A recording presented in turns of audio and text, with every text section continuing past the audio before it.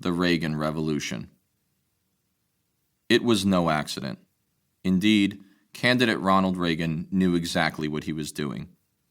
It was August 1980, at the height of the presidential election fever. Visiting Mississippi, once a symbol of the solid Democratic South, Reagan chose the Neshoba County Fair for a campaign speech. To beat incumbent President Jimmy Carter, he would have to turn the Deep South Republican. The fair was in the same county as Philadelphia, Mississippi, and only 7 miles from that town, forever associated with the murder of 3 civil rights activists, 1 black and 2 white, just 16 years earlier. It was a bold move by Reagan. Stepping up for the occasion, he railed about big government and thundered in ever-so-coded language, "I believe in states' rights." In a state that still proudly flew the Confederate battle flag, no doubt the mostly white crowd of some 15,000 knew and loved the racial undertones of such a statement. The states' rights mantra had long amounted to little more than a justification of racism by another name. The only right many states tended to focus on was their right to suppress black voting and maintain the segregation of public life. Reagan's performance at the fair was an insult to the memory of the once vibrant civil rights movement, and it was understood as such.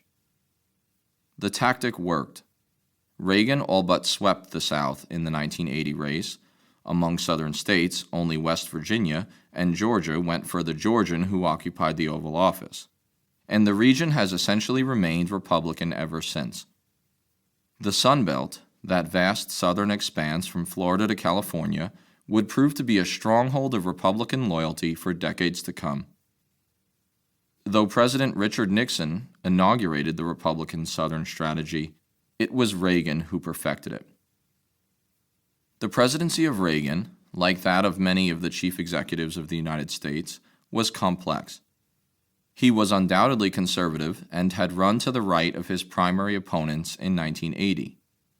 Political ideology aside, he was an astute politician, willing to compromise and never so doctrinaire as liberals feared. On foreign policy, he could shift from hawk to dove on a dime, exuding toughness, but also, at times, demonstrating restraint. He cut taxes and some social programs, but was smart enough not to dismantle the highly popular Social Security and Medicare programs, held dear by liberals before and afterward. Though far more ideological than Dwight Eisenhower and even Nixon, he was at root a pragmatist. For the left, he was ultimately something much scarier than those 2 earlier Republican presidents, a charming, effective, and highly popular figure of the right. He bent with the prevailing winds and harnessed their energy in continuing the gradual rightward policy shift that had been occurring since the end of the presidency of Democrat Lyndon B. Johnson. By the time he left office in 1989, he had not quite transformed Washington, but he had nudged it farther to the right. The game had changed during his tenure, and Franklin D. Roosevelt's old liberal coalition was more fractured than ever. Democrats sensed trouble in Reagan's peculiar popularity and would rarely run a zealously liberal presidential candidate over at least the next 30 years. After the tumult of the 1970s, white America had indeed grown more conservative, or at least more cynical. Faith in the transformative power of federal intervention was replaced by a sense that government was the problem. Sick of the identity politics and the countless causes of the late 1960s and early 1970s, many had grown nostalgic for traditional values and gradually had turned more socially conservative. America hadn't quite abandoned the Democrats per se, but it greatly weakened their political grip. Henceforth, increasingly more conservative candidates ran for local and national office on the GOP ticket. The Republican Party, quite certainly, was revolutionized by Reagan. Though he clearly was a conservative, Reagan is difficult to nail down. He slashed taxes and some social programs, yet left others untouched and even raised taxes on one occasion. He was a remarried divorcee who voiced the values of the evangelical right. His first marriage, a union of 8.5 years with actress Jane Wyman, had ended in 1949. He benefited greatly from support of the right-wing Christian group Moral Majority, but shied away from its demand that abortion be outlawed. He was a cold warrior who promised to bury détente, but later negotiated substantial nuclear reductions and oversaw a thaw in the dangerous conflict with the Soviet Union. He was elected as a Hawk's hawk, but rarely put American soldiers in harm's way, instead using air power and local proxies to kill hundreds of thousands. Indeed, decades later, President Barack Obama would adopt a formula of the Reagan-like restraint. When it comes to Reagan, what he did is often less sweeping than what he allowed and eventually made possible. He implemented a rightward sea change that would carry both parties in a more conservative direction, often with tragic results. One cannot understand America's present without grappling with the realities of its Reaganite past. Reagan was never simple and rarely consistent, but always confident. Throughout his 2 terms, we can track the widening political gap between truth and fiction, the reality of limitations, and the fantasy of the more culture. Reagan won 2 elections and control of his own legacy for one major reason. He told Americans what they wanted to hear. Consequences be damned. A Republican tide, the election of 1980. Reagan won the 19 election by portraying Carter, who had already shifted rightward, as weak on national security and hopelessly liberal in economics and on various cultural issues. He built a winning coalition that rivaled FDR's Liberal Alliance. First came his hardcore base, white Southerners and an increasingly vocal and powerful religious right. The organizing potential of evangelicals was impressive.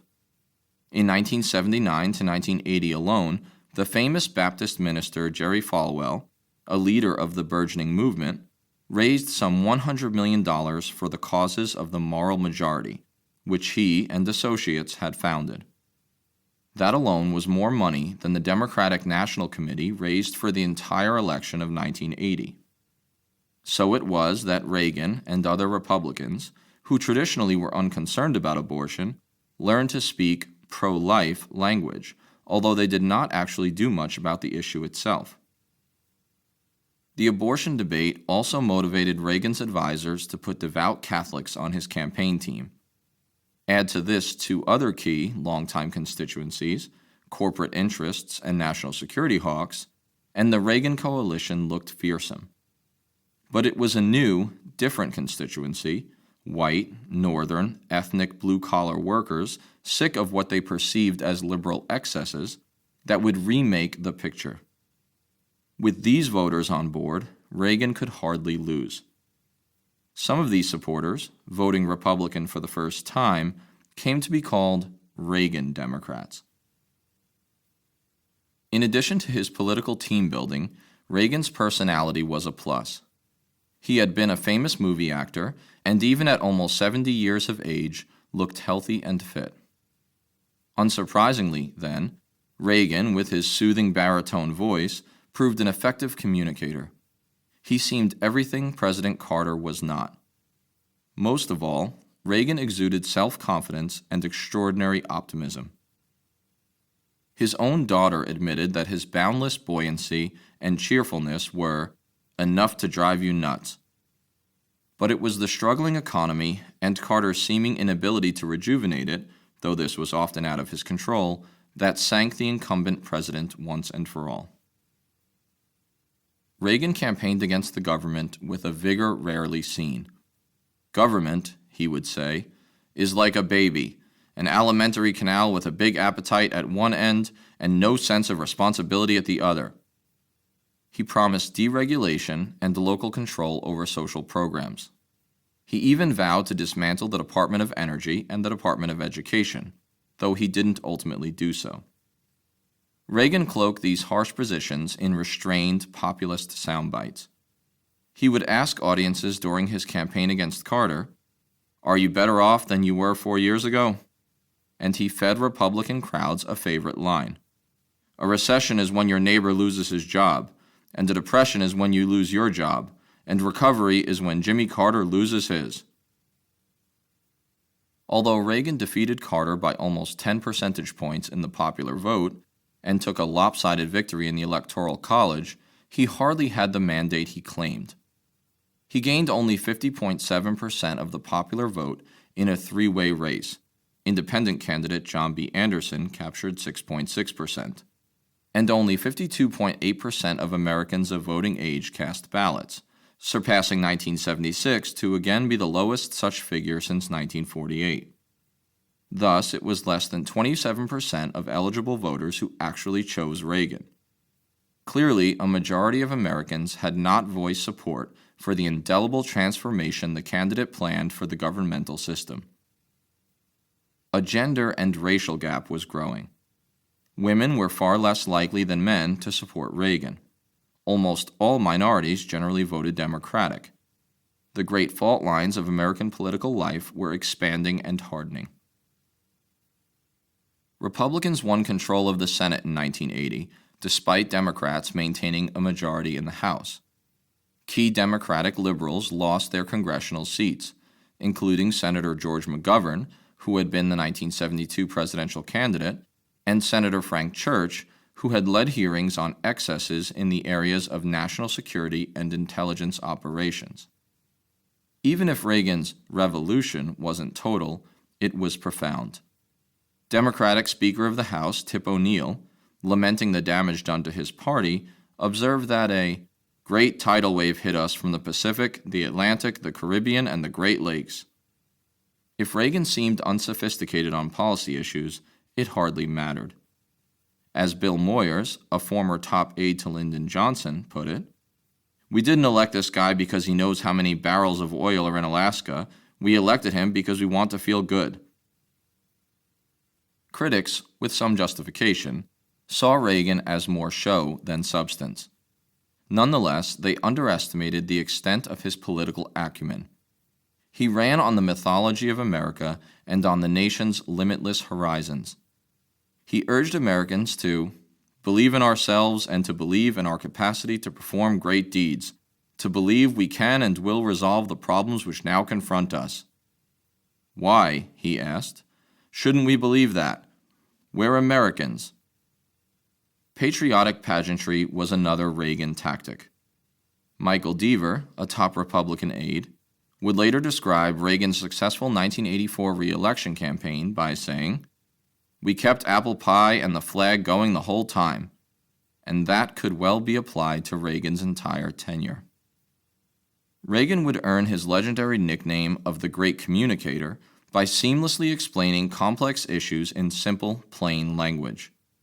Speaker O'Neill praised the former actor's skills in politics, saying that Reagan might not be much of a debater, but with a prepared text, he's the best public speaker I've ever seen. Reagan's communications team was a smooth-running machine. Top aides would start each morning with the line of the day, a single theme that would infuse all presidential business and public relations for the coming hours. "We had to think like a television producer," White House spokesman Larry Speakes explained, because favorable public exposure for the president on TV would consist of only a minute and 30 seconds of pictures to tell the story, a good, solid soundbite. With a Hollywood star in the Oval Office, it seemed an unbeatable communication strategy. In the aftermath of Reagan's 1980 victory, the Washington Post's Haynes Johnson declared that it was clear to all the wise men in Washington what historic shift had occurred. A Reagan revolution had altered the American political landscape with profound implications for the nation and the world. That remained to be seen. Reaganomics: How to Craft an Oligarchy. The newly inaugurated president, who in large part had won the election by berating Jimmy Carter about the nation's financial woes, knew he would live or die on the state of the economy. It received immediate attention as Reagan set out, it seemed, to restructure the whole system. He focused on three main areas: increased military spending, lower income taxes, and deregulation of the financial system and other facets of the vast federal bureaucracy. All of this was grounded in Reagan's interpretation of newly popular supply-side economics. Theoretically, so went the thinking, lower taxes would stimulate economic growth once individuals and corporations had more cash in hand. Thus, federal tax revenue would not fall and might actually rise because of increased incomes stemming from greater entrepreneurial spirit. The problem turned out to be that the theory didn't work as advertised. Probably a majority of economists were skeptical of supply-side theory, which came to be known as Reaganomics, and many claimed Reagan's ideas were unrealistic, a have your cake and eat it too delusion. Could Americans be made to believe that lower taxes and simultaneous raises in military spending would have no negative consequences? When he was competing for the Republican presidential nomination, George H.W. Bush, now the vice president, had complained about Reagan's voodoo economics. With Reagan in office and trying to implement his economic plan, many Americans were on the fence regarding the supply-side notion. In addition, the Democrats still held the House.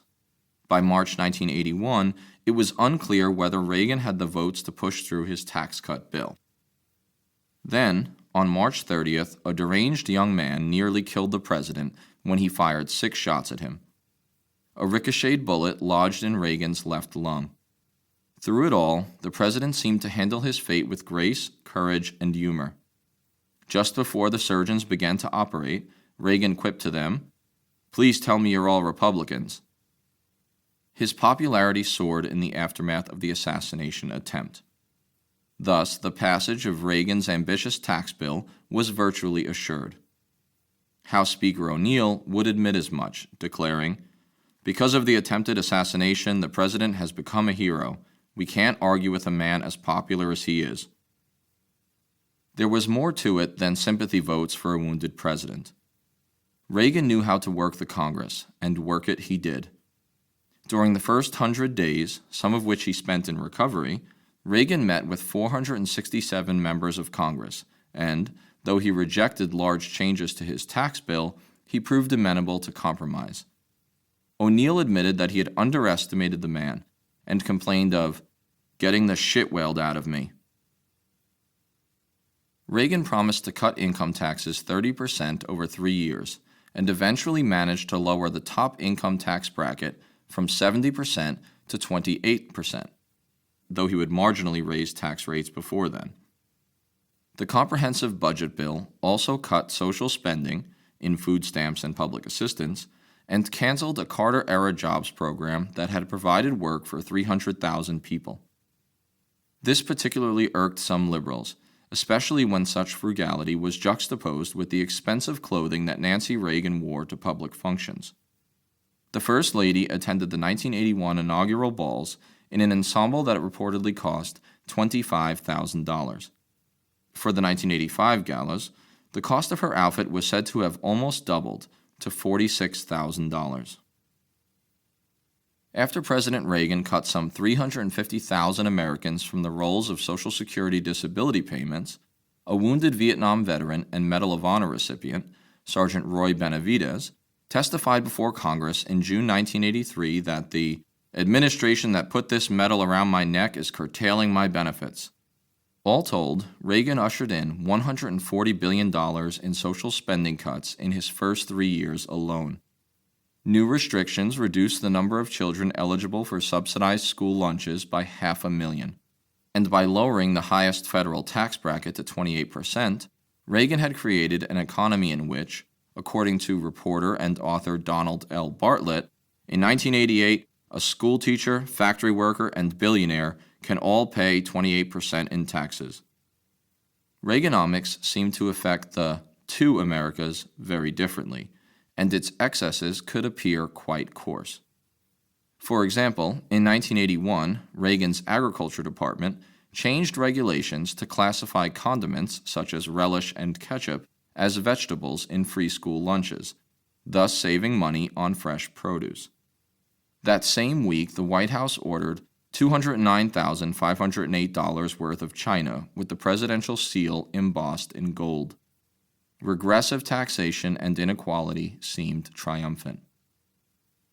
That was the point, according to Reagan administration Budget Director David Stockman. Unlike the cozy rhetoric employed by other supply-siders, Stockman's assessment was harsh and clear. He knew that tax cuts would never sufficiently increase productivity and thus government revenue. He knew there would be deficits, and he welcomed them, knowing that legislators would then come under pressure to cut domestic spending rather than take the politically unpopular step of raising taxes. Stockman called it the starve the beast strategy. He explained that the beast is big government, and it should be starved by cutting taxes and reducing revenues so programs have to be cut. Years later, Stockman would disown Reaganomics. Reagan tended to soften Stockman's tone in his own public pronouncements, but even the president could seem heartless, as in a television interview where he claimed that the homeless are homeless, you might say, by choice. Many working and middle-class Americans went along with the deep cuts to poverty reduction programs. They had been hammered time and again by conservatives with the message that welfare was bankrupting the nation and most of its recipients were unworthy. This was simply false. Welfare, such as it was, accounted for only 8% of government outlays in 1986, compared with 32% for defense. In addition to cutting taxes and slashing certain aspects of the social safety net, Reagan also deregulated various industries and federal agencies. Government, he repeatedly said, is not the solution, it's the problem. The consequences of Reagan's deregulation bonanza were severe at times. The lack of oversight encouraged risky behavior on Wall Street and ushered in a savings and loan crisis.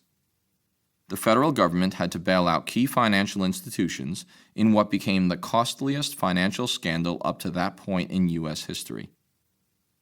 In addition to deregulating the financial sector, Reagan also loosened environmental restrictions. He believed the environment was not in serious danger and ignored scientific evidence of global warming, setting a precedent for Republican orthodoxy for decades to come. His administration cut research funding for renewable energies by some 90%. And why not? Just after he took office, 23 oil industry executives contributed $270,000 to redecorate the White House. As Jack Hodges, the Oklahoma City-based owner of Core Oil and Gas, bluntly put it, "The top man of this country ought to live in one of the top places. Mr. Reagan has helped the energy business." Reagan had a particularly nasty habit of appointing officials who were hostile to the very government agencies they led. His Secretary of the Interior, James Watt, believed that protecting the environment was far less important than Christ's imminent return, divided people into two categories, liberals and Americans, and vowed to mine more, drill more, cut more timber. To lead the Occupational Safety and Health Administration, OSHA, Reagan chose a Florida businessman, Thon Octor, whose construction company had regularly been fined by OSHA. Octor proceeded to cut OSHA inspections by more than 20%. A Reagan appointee who was the first ever female head of the Environmental Protection Agency believed that the EPA regulated businesses too aggressively. With such appointees atop these agencies, Reagan created a self-fulfilling prophecy in which government did appear broken and inherently problematic. Reagan, though once the president of the Screen Actors Guild, a labor union, was a veritable union buster. When tens of thousands of air traffic controllers threatened to strike for better pay and benefits, Reagan gave them a 48-hour ultimatum to return to work. Only 38% returned to the job, and the president followed through, firing 11,000 others and sending military controllers to fill the gap. Reagan single-handedly destroyed the controllers' union and sent an unmistakable message to many others. Greatly demoralized, organized labor was on the retreat during the 1980s as membership rates and the actual number of annual strikes plummeted to record lows. Reaganomics' consequences were mixed but mainly negative. After an initial recession and increasing unemployment in 1981 to 1982, the economy would essentially right itself, and growth would return. Inflation did stabilize, largely thanks to the tight money schemes of the Carter-appointed head of the Federal Reserve, Paul Volcker, whose harsh austerity measures may have caused a recession, but did level out inflation over time. Unemployment averaged 9.7% during what Democrats labeled the Reagan recession, the highest rate since the Great Depression. In the long run, however, the painful Volcker medicine cured runaway inflation. Nevertheless, when Reagan left office in 1989, he left the new president, his former vice president, with an economy in which 1/4 of children still lived in poverty. A growing economy is not necessarily a healthy economy, and Reaganomics no doubt did some structural damage. Lower taxes and greater military spending turned out just as you might suspect. During Reagan's 2 terms, the national debt tripled. His administration never balanced a budget in 8 years. Federal debt as a percentage of GDP jumped from 33% in 1981 to 53% in 1989. Reagan advisor David Stockman admitted in late 1981 that none of us really understands what's going on with all these numbers. Even more concerning was that income inequality, the gap between the rich and the poor, was on the rise during the Reagan years. House Speaker O'Neill saw the problem and fired a salvo of dissent. "When it comes to giving tax breaks to the wealthy in this country," he said, "the president has a heart of gold." During Reagan's tenure, the income of the top 20% of families rose by an average of $10,000 per year, whereas for the bottom 20%, wages slowly declined. In 1980, CEOs earned an average salary 40 times higher than a factory worker's. By 1989, they were making 93 times as much. CEOs of major corporations saw their average salaries quadruple between 1980 and 1988, from $3 million to $12 million annually. Such excesses bordered on the absurd.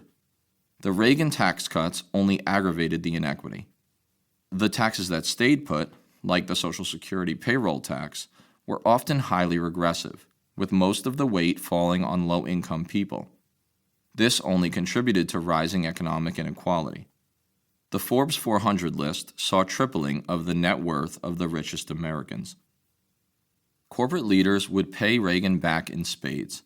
During the 1984 election campaign, political action committees, PACs, favoring the GOP, raised $7.2 million, compared with other PACs raising just $650,000 for the Democrat presidential candidate, former Vice President Walter Mondale. Reagan won in a near-record landslide. Shaken by this defeat, the Democratic Party began a rightward shift of its own, with new Democrats, such as Southern Governor Bill Clinton and Missouri's U.S. Representative Richard Gephardt, in the vanguard. Democrats, the insurgents realized, would need to start sounding like Republicans if they hoped to ever win again.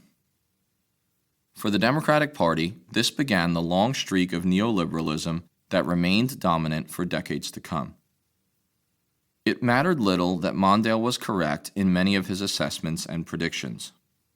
The former vice president accurately noted that Reaganomics, if continued, would hollow out the middle class, making the rich richer and the poor poorer. Indeed, in his acceptance speech at the Democratic National Convention, Mondale clamored, "4 years ago, many of you voted for Mr. Reagan because he promised you'd be better off, and today the rich are better off, but working Americans are worse off, and the middle class is standing on a trap door." While it wasn't true that all working Americans were worse off in the increasingly prosperous 80s, Mondale's warning was a prescient harbinger. Nevertheless, most Americans were attracted to Reagan's "Make America Great Again" rhetoric, and the ubiquitous, soothing 1984 Reagan TV advertisement popularly known as Morning in America. The ad, carefully produced by experts in Radio City Music Hall, featured Norman Rockwell-like suburban nostalgia and patriotic pageantry. The ad's effectiveness demonstrated that most Americans were captivated by Reagan's unflinching positivity. During his re-election campaign, Reagan even co-opted the decidedly anti-war anthem Born in the USA by Bruce Springsteen and played it at rallies for audiences who clearly knew only the chorus and not the verse lyrics.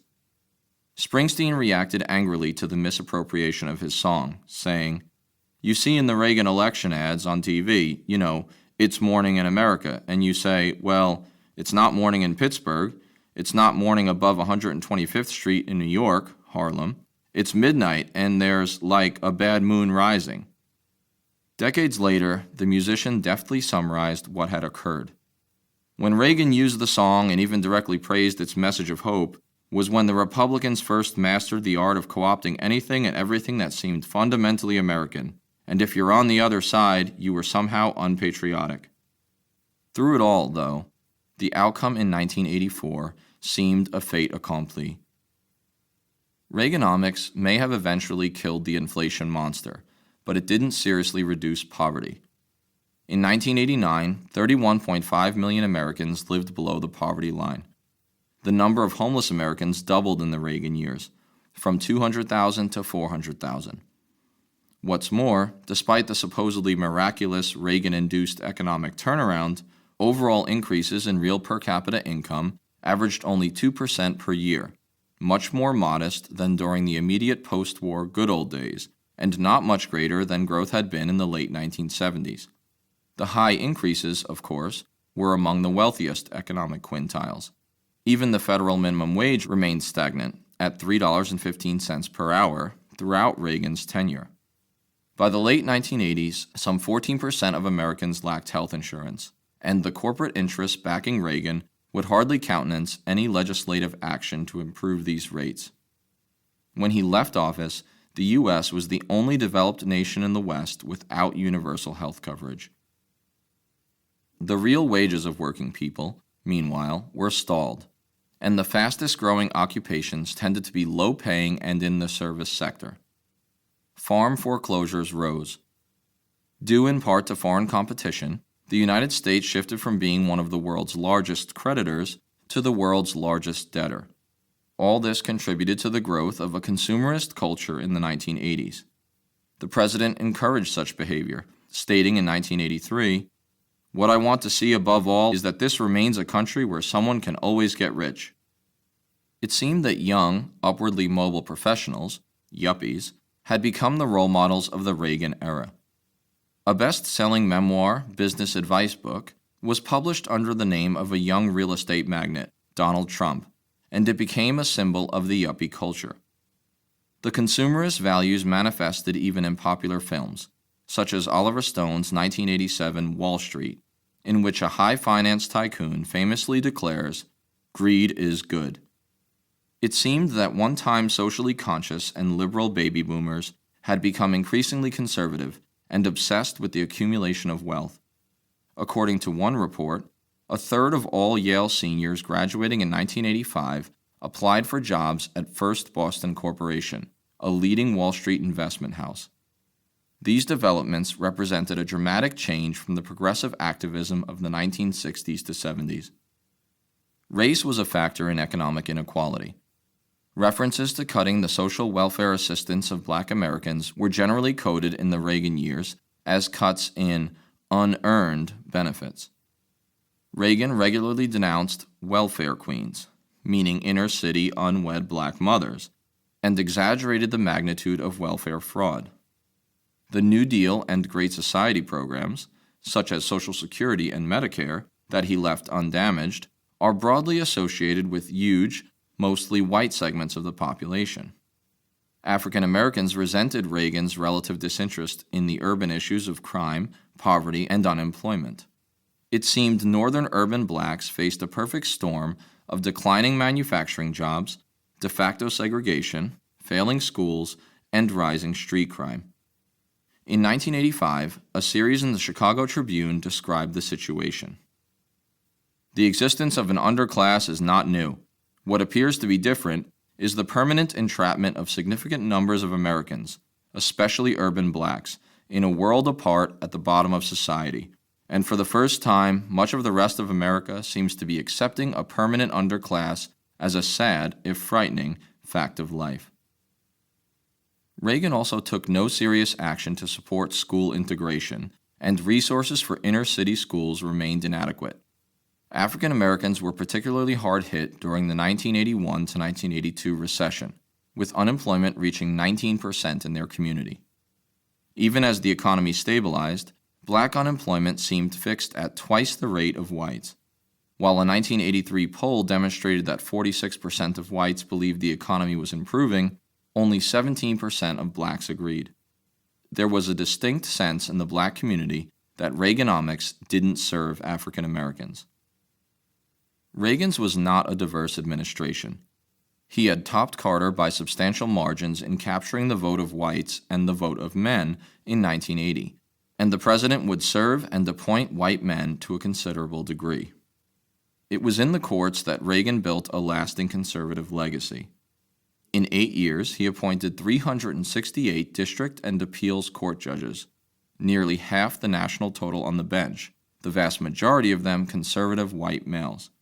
Just 7 were black and 15 were Hispanic, for a combined 6% of the total of appointees. Reagan also placed 3 Supreme Court justices during his tenure, including the reactionary Antonin Scalia, an originalist who believed the Constitution must be taken literally in its 18th century context. With these high court and district court appointments, Reagan launched a long-lasting change in the judiciary. He ensured there would be little or no federal action to support proactive school integration, affirmative action, or other racially tinged causes. Instead, Reagan's approach was punitive and based on law and order. According to Reagan and most of his judicial appointees, crime, not underlying poverty and segregation, was the problem. It was thus unsurprising that the total number of incarcerated Americans doubled to nearly 1 million during the Reagan era. There were other complaints about Reagan. He wasn't a particularly hard worker, it seemed.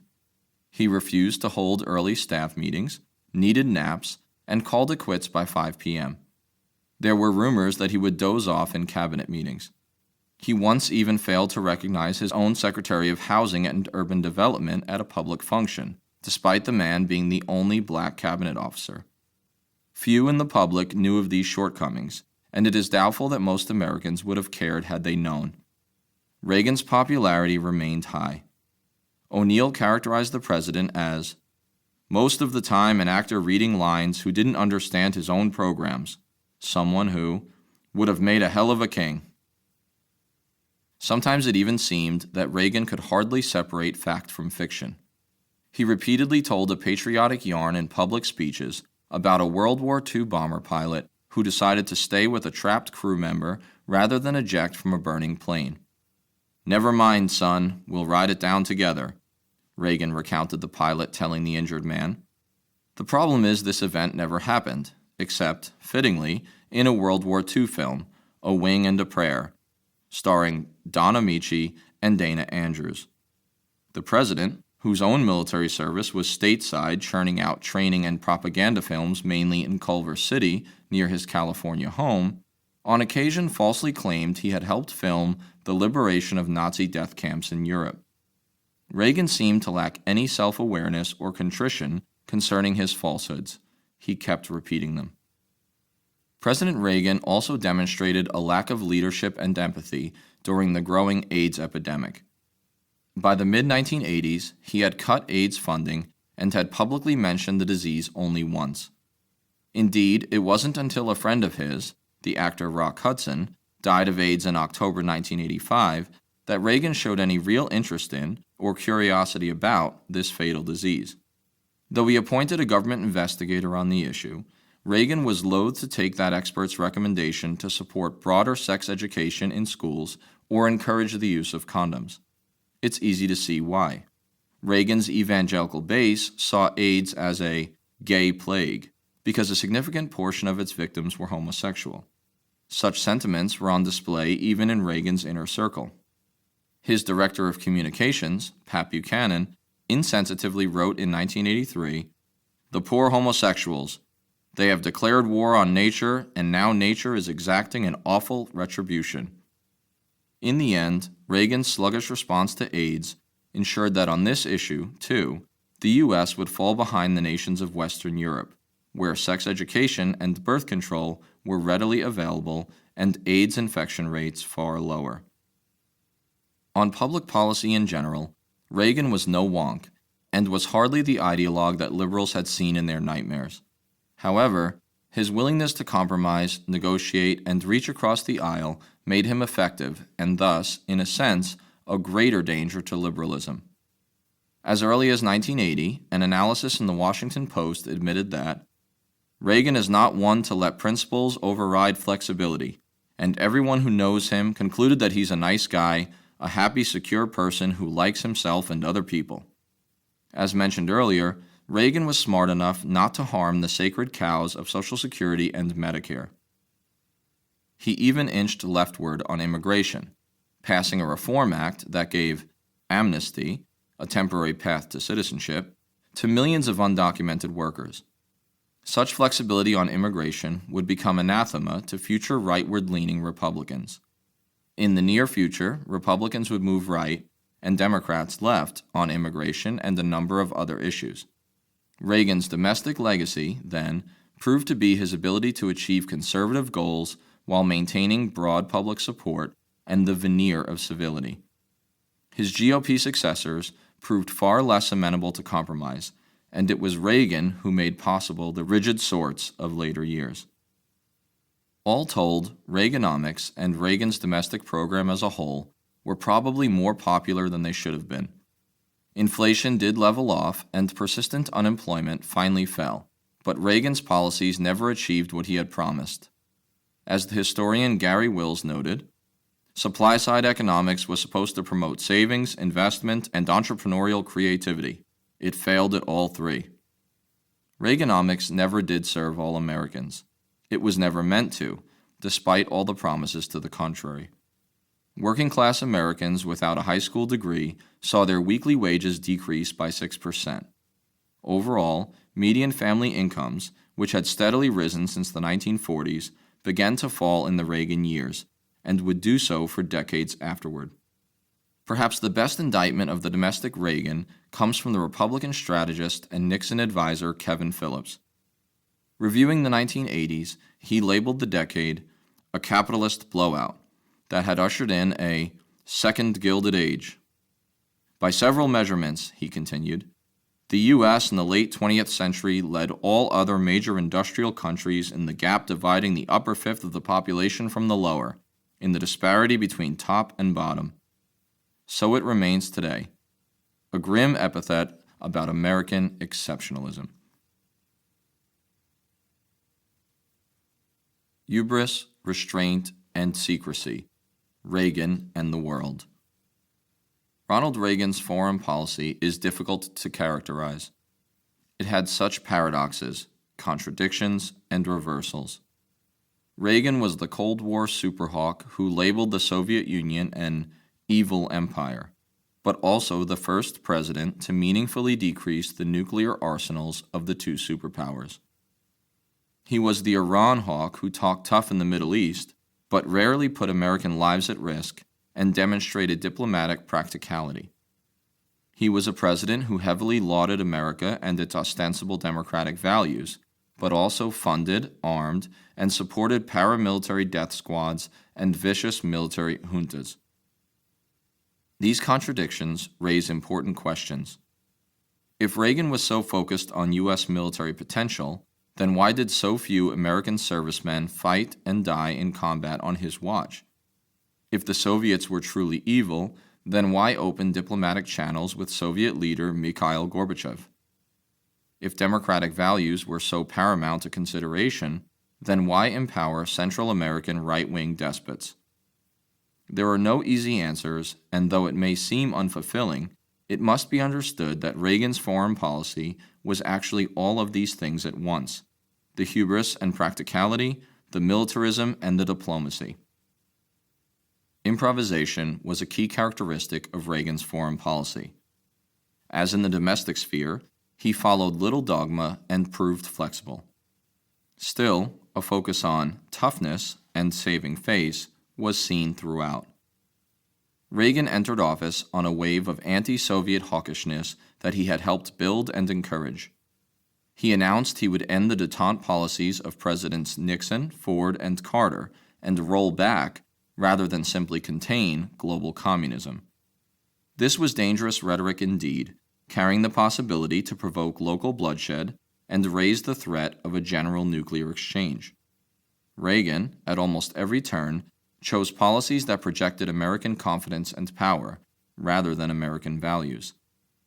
He seems to have truly despised the communist movements of the world and to honestly have desired the demise of the ideology. However, this doesn't mean Reagan actually wanted war with the Soviets. He did not. The president didn't really believe the U.S. or anyone could win or survive a nuclear war. Nonetheless, he would risk war and rattle the national saber in order to project confidence and demonstrate American will. He entered office with the profound sense that there was good and evil in a rather binary world, and that the U.S. and Soviet Union were on opposite sides of that divide. His profligate defense spending and modernization were a direct provocation and a warning to the Soviets, and the Kremlin genuinely feared Reagan, taking his hyperbolic rhetoric at face value. It was thus that a NATO training exercise, Able Archer 83, caused the Soviets to think they were actually under nuclear attack. Were it not for the sensibility and courage of individual military officers in Russia, the counter-mobilization might have caused a general conflagration. Able Archer was, perhaps besides the Cuban Missile Crisis and the Yom Kippur War, the closest the two superpowers came to nuclear war. Reagan also raised alarm in Russia with his military spending. He spent $2 trillion on defense during his presidency, a 34% increase over the already rising Carter budgets. He called for a 600-ship Navy, reinstated development of the B-1 bomber, secured funding for the B-2 bomber and new cruise missiles. He also enthusiastically backed his Strategic Defense Initiative, SDI, mocked as Star Wars by opponents, a harebrained, probably fantastical scheme to use lasers and other technological means to intercept and destroy Soviet nuclear missiles. Even though many scientists firmly believed Star Wars to be ineffective, Reagan pressed on. And when American Sovietologists explained that SDI could actually increase the threat of war by convincing the Soviets that the U.S., now able to defend itself, might seek a first strike, Reagan pressed on anyway. Even when it later spoiled near deals on nuclear disarmament and détente with Gorbachev, Reagan would not relent. Unlike Presidents Harry Truman and Lyndon Johnson, Reagan sought to turn back the communist tide without the intervention of major American military forces. His Reagan doctrine, such as it was, stipulated that the U.S. would back anti-communist insurgencies and uprisings the world over, especially in nearby Latin America. These proxies, when armed and funded, would do America's dirty work to check the Soviets. Reagan would thus fight Soviet proxies in Afghanistan and Angola and across Central America. Nevertheless, with two exceptions, Lebanon and Grenada, Reagan did not expose U.S. soldiers to much combat or danger. Neither was a very prudent or necessary intervention, and likely caused Reagan to avoid interventions in his second term. When he sent U.S. Marines into the maelstrom of Lebanon's bloody sectarian civil war, it was unclear what they were supposed to accomplish. However, once American air and sea power began to intervene on certain sides of the multifaceted conflict, U.S. servicemen became targets for attack. For years after, Hezbollah militias would take American hostages in Lebanon whenever possible.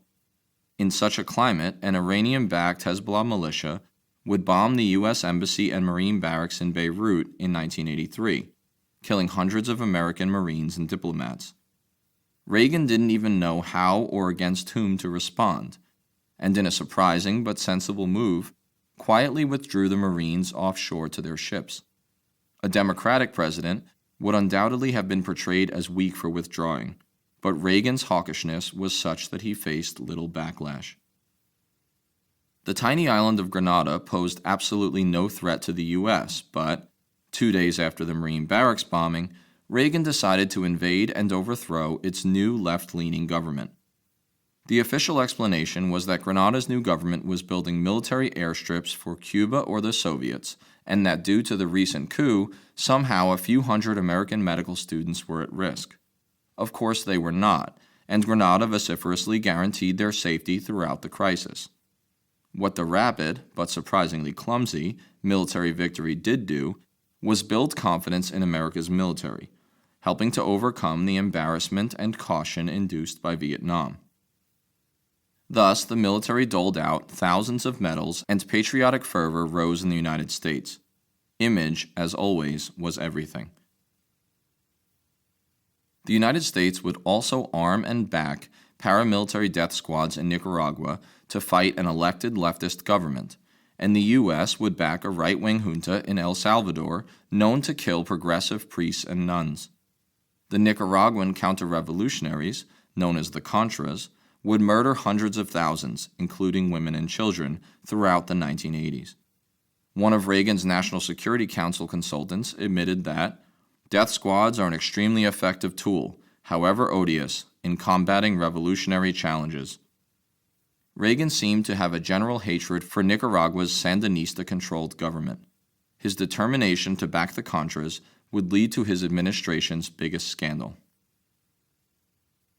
One thing that did unite Reagan's foreign policy was his penchant for secrecy and the use of proxy forces rather than conventional military forces. Congress, still shaken by the Vietnam War, had no stomach for an American war in Nicaragua. Thus, in the Boland Amendment, Congress forbade any aid to the Contras or deployment of military advisors. However, key members of Reagan's team, especially in the National Security Council, persisted.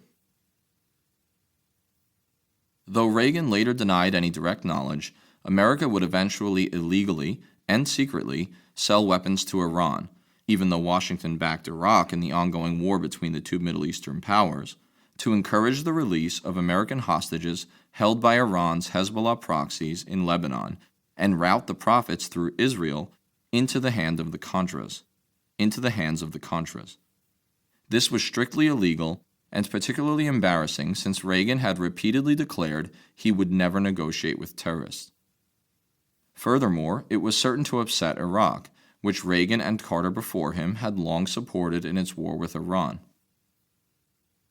Had another politician, especially a Democrat, been in the Oval Office, what came to be called the Iran-Contra scandal may well have ended in impeachment. But Reagan was popular and notionally hawkish and also inspired loyalty in his subordinates. The NSC officials who carried out the policies swore to investigators that they had acted in what they saw as the national interest and taken care not to involve the president. Admiral John Poindexter, the National Security Advisor, testified, "We kept Reagan in ignorance so that I could insulate him from the decision and provide some future deniability for the president if it ever leaked out." In the end, few of those implicated in Iran-Contra would be punished, and Reagan's successor, President George H.W. Bush, would pardon those who were. Reagan denied any knowledge of the actions that generated the scandal. There was no smoking gun, but it stretches the imagination to believe that Reagan truly had no involvement. Indeed, in a secret memo to Poindexter, Reagan had written, "I am really serious. If we can't move the Contra package before June 9th, I want to figure out a way to take action unilaterally to provide assistance." Reagan, for his part, claimed not to remember key facts and not to know about the Arms for Hostages program. His daughter Maureen would later assert that, "What he doesn't remember is whether he said yes the day before it was done or was told it was done yesterday. And that's the only thing. He cannot remember and there are no notes on that." Part of the reason there were no notes is that the NSC staffers had preemptively destroyed thousands of related documents. Iran-Contra ultimately hurt Reagan's popularity, but it didn't meaningfully change his policy or seriously tarnish his legacy. In Iran, in Central America, and in Africa, Reagan's purported democratic values clashed with the reality of American policy.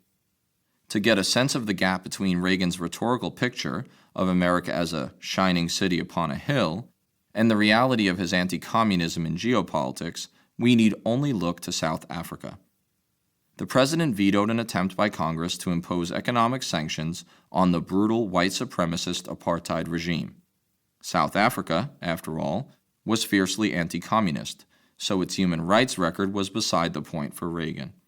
Congress finally overruled his veto in 1986.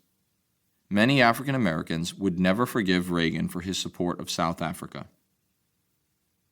Still, neither hubris nor bumbling singularly characterized Reagan's policy. There was never enough consistency for that. He was neither all hawk nor all dove. His flexibility was best demonstrated in his remarkable second-term turnaround on relations with the Soviet Union.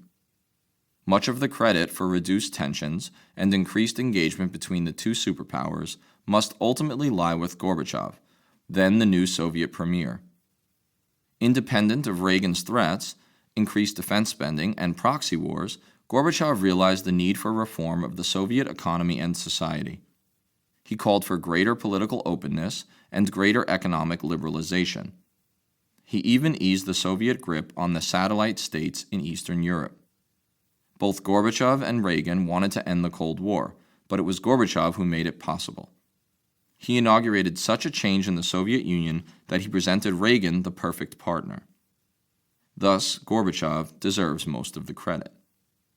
Nonetheless, it was Reagan who had to choose, against the advice of most of his advisors and intelligence agencies, to actually engage and partner with Gorbachev. He did so with an enthusiasm that surprised nearly all observers. The breakthroughs were significant in the course of Reagan's 3 summits with Gorbachev, encouraging a Cold War thaw and the first ever actual reduction in each side's nuclear arsenal. During their second meeting in Iceland, Reagan's advisors were horrified and shocked by how close the president and the premier came to sealing a deal to eliminate all nuclear weapons. Only Reagan's insistence on maintaining his Star Wars initiative scuttled additional movement toward a total disarmament deal. Perhaps only a hawk like Reagan could have gotten away with such compromise and diplomacy, just as only Nixon could go to China, only Reagan could explore peace with the Soviets. Either way, Reagan deserves credit for this volte-face. All in all, Reagan's foreign policy was improvised, inconsistent, and contradictory. Reagan the hawk must bear the responsibility for hundreds of thousands of lives lost in American-backed proxy wars. Still, Reagan the restrainer, unlike Truman, John Kennedy, and LBJ, largely avoided costly conventional military conflicts. Reagan the spendthrift would shower money on the Pentagon. Still, Reagan the deal-maker would repeatedly choose diplomacy over war with the Soviets. Reagan the triumphalist would unnecessarily and somewhat farcically invade the tiny island of Grenada. Reagan the pragmatist would quietly retreat from an ill-advised intervention in Lebanon. Reagan's contradictions could be viewed, alternately, as his downfall and his saving grace in global affairs. His was an administration of tough talk, posturing, and anti-communist adventuring, but it was also one of restraint, compromise, and flexibility. Reagan the statesman should be neither canonized nor dismissed. He proved, as would many succeeding presidents, that an American leader could on the one hand be a peaceable deal broker, and on the other hand be a war criminal. The latter characterization has been applied to Reagan by some scholars, analysts, and foreign and domestic foes for several reasons, including aggression against Grenada in violation of the Geneva Conventions, an allegedly illegal attempted assassination of Libyan leader Muammar Gaddafi, and causing the deaths of countless innocents by illegally supporting Contra death squads. There are few binaries and almost no dogmatic certainties in American foreign policy. Reagan was living proof. America remains a center-right country when compared with other Western nations. It was Reagan who moved the definition of acceptable conservatism toward the right. There could have been no President George W. Bush, and thus no Iraq War, without Reagan. There could have been no President Donald Trump without him. Reagan normalized the abnormally right-wing agenda he championed and created space for conservative populists to ultimately hijack the GOP in later years. Reagan the legend has proved more persistent than Reagan the man. So powerful, so popular, and so canonical is the memory of his presidency that even Democratic President Barack Obama would fess up to having admiration for the once seen as radical Reagan. Lost in today's Reagan nostalgia is the hard truth that his deregulation, social benefits cutbacks, and spendthrift defense budgets ensured that the U.S. would fall ever further behind other industrialized nations on key indices of health, education, and income equality. Reagan's optimism, bordering on the delusional, set the tone for decades of unsustainable fiscal policy. Indeed, Reagan, defying the Republicans' historical restraint on budgets, was the first in a long line of GOP executives who ran up immense deficits and exploded the national debt. Reagan and his successors rarely paid any political price for this and other counterintuitive policies. On a range of issues, from the economy to culture to national security, Reagan Republicans seemed cloaked in Teflon, immune to injury. Never-ending proxy war, never-ending debt, and an ever-widening income inequality, all of these germinated in the Reagan wave of 1980. So much so, in fact, that when the party tacked ever farther right in the intervening decades, the 40th president would appear moderate or even liberal on these and other issues. Many academics and liberals would consider such an analysis to be inherently factual, but that misses the point. The American people, by and large, don't care. They relish fantasy, suspend reality, and avoid hard choices whenever the opportunity is presented. Jimmy Carter told Americans harsh truths, for example on energy policy, and called for individual belt-tightening and self-restraint. Reagan, on the other hand, told the populace that it could have it all, the biggest and best of everything: limitless growth, credit, military power, and consumable fossil fuels. It doesn't matter if Carter was right on some of these issues, he lost. In that sense, the very fact of Reagan's victory is the story. Americans got Reagan and later Bush, Bush II, and Trump because these men, as presidential hopefuls, adhered with the populace's desires more than its objective realities. Reagan reflected as much as affected the national mood. He was America's candidate, America's president. And if unchecked, his political descendants may well be America's demise.